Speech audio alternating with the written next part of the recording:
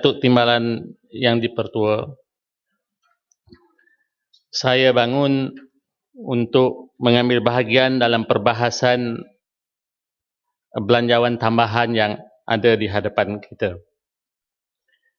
Datuk yang dipertua, saya mulakan penyampaian saya dengan mengimbau kata-kata pujangga ataupun bijaksana dulu-dulu, iaitu pemikiran kita ini tidak sesaujana. Akal tidak datang sekali dan pemikiran tidak datang serentak. Dengan premis itu, saya percaya kita semua bersetuju bahawa belanjawan merupakan sesuatu yang dibuat berdasarkan anggaran.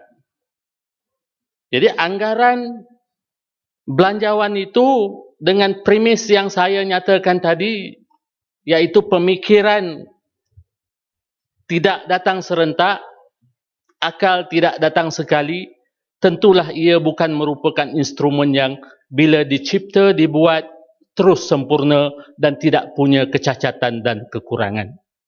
Jadi oleh kerana itu, kita tahu bahawa belanjawan ini dibuat dengan beberapa keperluan yang mahu dicapai oleh kerajaan pada ketika-ketika ia dibentangkan. Dan ianya tentu berbeza-beza penumpuan yang hendak diberi. Bukannya sama sepanjang tahun kecuali perkara-perkara perbelanjaan tetap itu. Jadi oleh kerana itu, hala tuju diambil kira. Dan keperluan untuk mencapai sesuatu matlamat yang ditetapkan oleh kerajaan yang penting pada tahun semasa itu diambil kira. Jadi oleh kerana itu, semua itu dibuat berasas kepada faktor andaian-andaian tertentu bagaimana perkara ini boleh dicapai. Antara andaiannya ialah faktor-faktor lain tetap. Jadi ini biasa digunakan oleh pakar-pakar ekonomi dalam membuat andaian. Sebab itulah apabila berlakunya sesuatu perubahan ekonomi dunia, keadaan keuangan dunia, dan ia boleh menjejaskan unjuran-unjuran awal yang dibuat oleh kerajaan, sebab itu belanjawan tambahan yang dibentangkan di depan kita hari ini merupakan pengisian kepada kekurangan dan tidak kesempurnaan itu, maka kita berdepan dengan soal bajet ataupun belanjawan tambahan. Datuk Tuan Yang Dipertua, Salam bangun. tunggu dulu, saya tak sampai ujung lagi. Syah Alam cukup minat dengan saya pun tak tahu. Penjelasan ringkas. Sekejap kan saya bagi Syah Alam. Nanti saya selesaikan sekejap. Jadi dia bukan nak tanya sangat tu, dia nak kacau saya je tu. Ya Mat, tadi niat jahat. Tarik balik. Sekarang saya niat jahat tu. Saya benarkan. Saya bagi Syah Alam. Syah Alam. Jadi belanjawan dibawa kepada kita untuk memenuhi beberapa kekurangan belanjawan yang disebabkan oleh perubahan-perubahan andaian yang tidak tepat seperti mana yang dijangkakan daripada awal. Dan belanjawan tambahan bukan merupakan sesuatu yang asing. Ia biasa dilakukan. Cuma dalam penyampaian pembangkang kadang-kadang dia cuba memberi gambaran yang tidak betul. Seolah-olah belanjawan tambahan ini merupakan sesuatu yang dicipta oleh pekan untuk tujuan dan kepentingan dia. Ini niat jahat. Tapi sebenarnya ini amalan biasa. Dan pada tahun 93, sebanyak 9.4 bilion belanjawan tambahan dikemukakan. Siapa Menteri Keuangan ketika itu? Bangun ya, Mat. Sekejap. Sekarang saya selesaikan dulu aja. Tak nanti dia tuan sesat sebab mengambil di tengah jalan. Jadi saya lengkapkan ayat saya dulu. Okey. Tahun 93, 9.4 bilion belanjawan tambahan dikemukakan dalam Dewan ini. 94, 14.8 bilion dikemukakan. Belanjawan tambahan. 95, tahun 95, 14 bilion belanjawan tambahan diminta di dalam Dewan ini. Ketika itu siapa Menteri Keuangan? Shah Alam boleh jawab. Jadi ini masalahnya.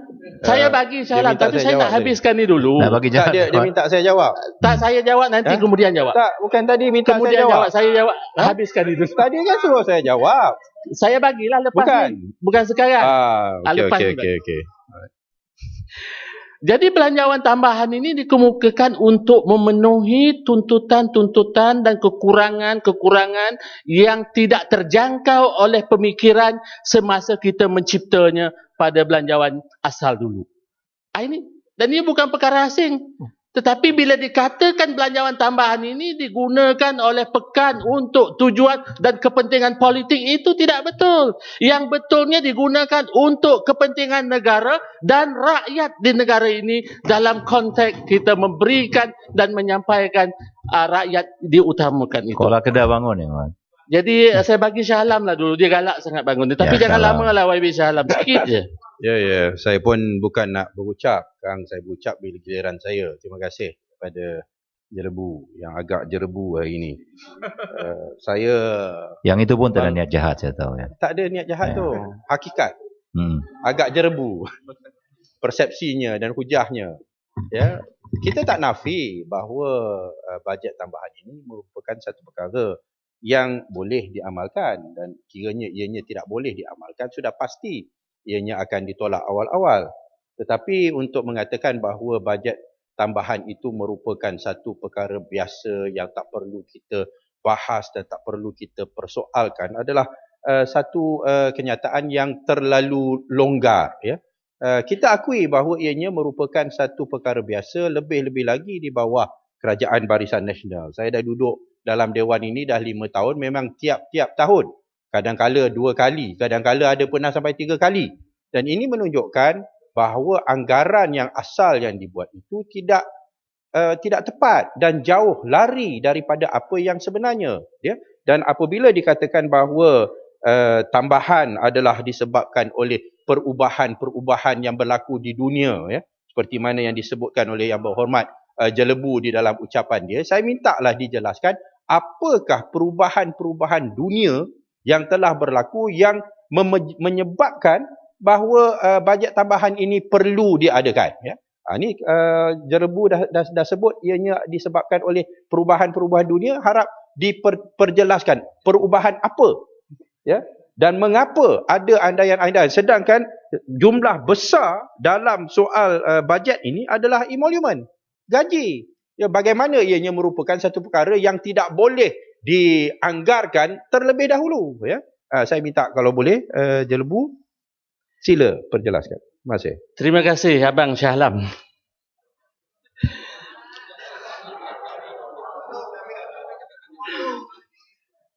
Yang berhormat Datuk Speaker. Jadi persoalannya ketika Gombak berucap, dia mempersoalkan bajet tambahan ini dibuat. Itu puncanya. Sedangkan bajet tambahan ini biasa. Tetapi diputar seolah-olah ia menjadi alat kepada pekan. Itu persoalan dia. Sebenarnya tidak. Ia merupakan biasa untuk kepentingan pentadbiran negara dan rakyat. Itu isunya. Jadi dipusing ke situ. Soal mungkin Shah Alam tak berapa jelas soal manusia ini, iaitu akal dia tak datang sekali. Waktu kita buat itu kita tak boleh fikir semua. Ya. Jadi pemikiran tak datang serentak. Jadi melalui masa, apabila tambahan-tambahan baru dan keadaan persekitaran yang berubah, maka dia memerlukan perubahan-perubahan dan tambahan. Ya, ramai yang bangun yang bagi jalan. Yang dalam dia tak selesai pada persoalan-persoalan. Saya sampaikan hujah saya dulu seterusnya. Duduklah yang Mat. Jadi duduklah. Nanti lepas ni apa boleh berucap? Saya benarkan. Yang itu kerja speaker yang Mat. Speaker. Jadi duduk dulu. Jadi saya sampaikan. Jadi di antara perkara-perkara yang tidak masuk dalam perkiraan kita misalnya, ya, saya baru dapat jawapan daripada Kementerian Dalam Negeri. Kementerian Dalam Negeri menyatakan Sehingga Mei 2013 sebanyak 24 aktiviti yang menjurus kepada bantahan pilihan raya dilakukan. Ini merupakan kos yang pada asalnya tidak termasuk dalam bajet. Sebab itu kita bawa dalam ini, dan ini sebagai contoh. Ada banyak. Saya tak nak sebut satu persatu sebab itu bukan tajuk yang nak saya bincang. Ini bajet 2012 lah tuan. Ini bajet 2012 bukan bajet tahun ni. Ni bajet 2012. Ni tak ada kena mengena dengan pilihan raya. Ini sebagai contoh.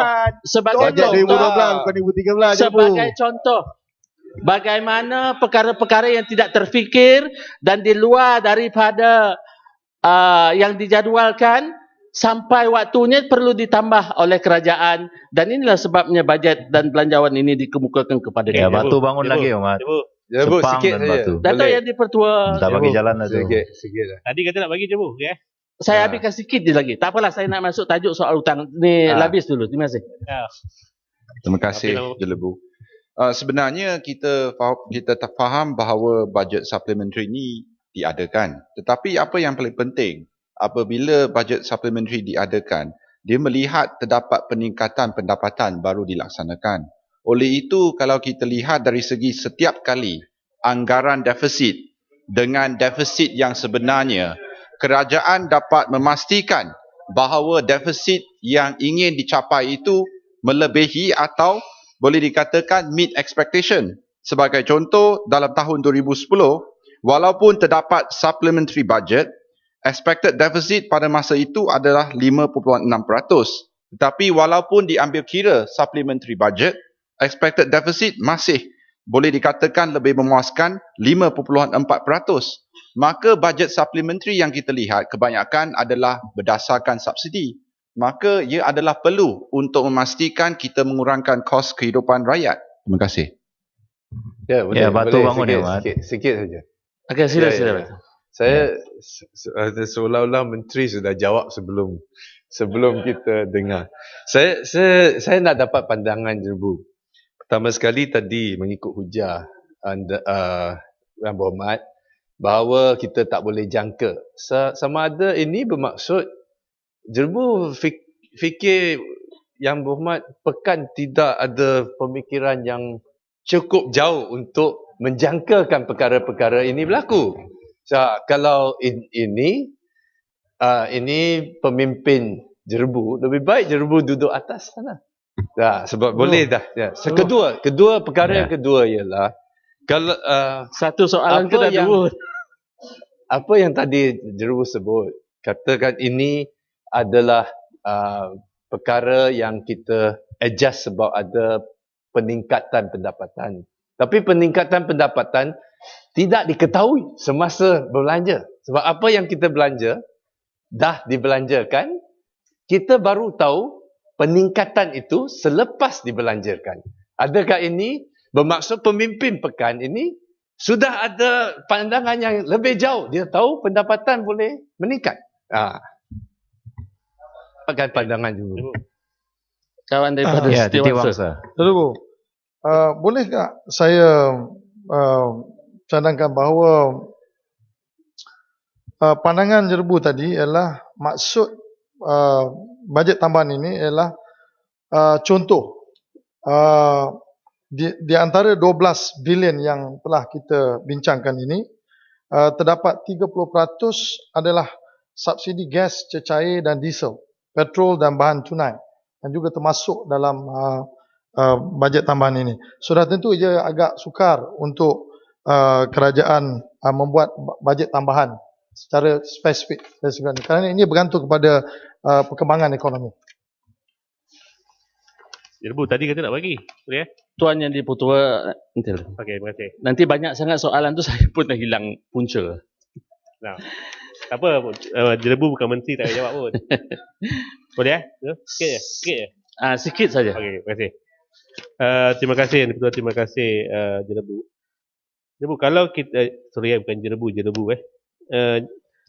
Kalau kita lihat kepada sebagai contoh Kementerian Kementerian Belia Sukan meminta supaya 12 juta untuk program Hari Belia 2012. Saya sempat melihat kepada akta Akta Prosedur Kewangan. Apabila kita menggunakan wang di luar jangka ini, dia ada kaedah dia. Antaranya mestilah program yang dibuat itu program yang begitu urgent. Ayat digunakan adalah ayat urgent dan juga. Jadi saya hairanlah macam mana Jelebu boleh setuju dengan saya tak? Macam mana program sebanyak 12 juta lebih, antaranya perbelanjaan untuk panggil artis K-pop saja 2.4 juta, canopy, tent, kemah sampai 1 juta lebih dibelanjakan. Jadi adakah program-program seperti ini program urgent, program yang betul-betul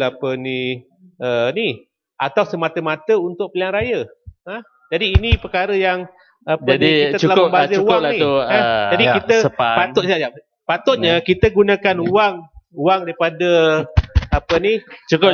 Janji kejap saja, besok saya tak nak pergi lagi. Sikit je. Ini janji tak di tempat ini. Sekejap je.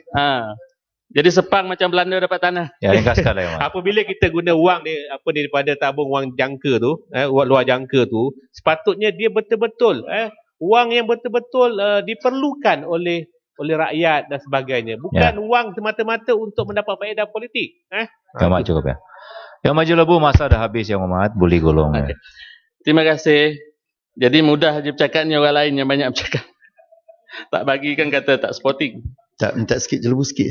Tak, cukup. Sikit. Tak, nak tanya pasal K-pop tu. K-pop tu duit siapa? Duit sendiri ke duit siapa? Jadi salah maklumat tu sebenarnya. Saya jawab.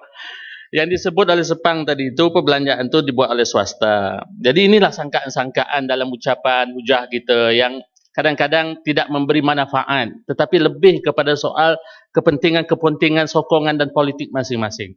Kita bercakap soal kepentingan negara dan kepentingan orang ramai.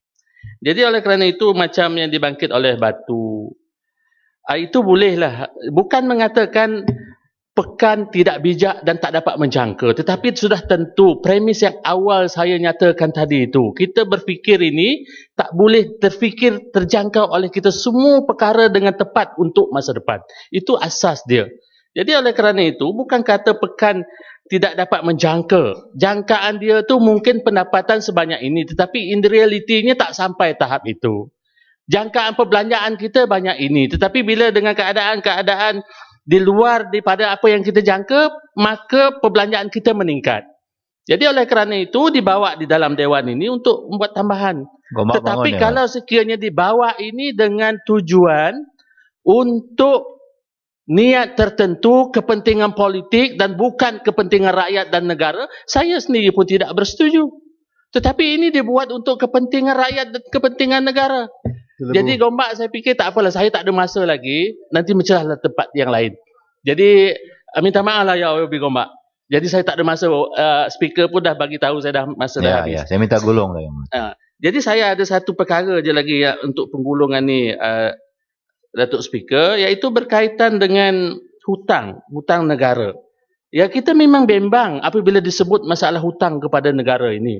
Tetapi hutang negara kita adalah hutang yang masih lagi di dalam kawalan, dan sejarahnya ataupun prinsipnya dalam membuat hutang ini, Standard and Poor's memberi rating yang tinggi kepada negara kita. Jadi sebab itu banyak pemilik ataupun pemilik dana asing dan tempatan memang bersedia untuk memberikan hutang kepada negara ini. Sebab ratingnya bagus, sebab rekod negara ini daripada sejak merdeka tidak pernah gagal sekalipun membayar hutang dan obligasinya. Ini merupakan rekod baik. Sebagai penguasa dana, mereka tidak sanggup untuk beri kepada orang ataupun negara ataupun organisasi yang dijangka tidak boleh bayar. Tetapi negara kita mampu. Dan sebab itulah hutang-hutang yang dibuat ini bukan tujuan untuk membayar hutang yang ada, tetapi dipinjam untuk keperluan bagi merangsang pertumbuhan ekonomi dalam negara kita ini. Dan ini sangat penting bagi menyokong pertumbuhan. Sebab itu negara kita sentiasa beroleh pertumbuhan dari segi KDNK pada tahap positif sejak daripada dulu.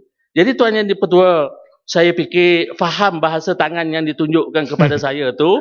Jadi saya menyokong rang undang-undang perbekalan tambahan ini untuk dipersetujukan. Terima kasih. Terima kasih, Assalamualaikum warahmatullahi wabarakatuh.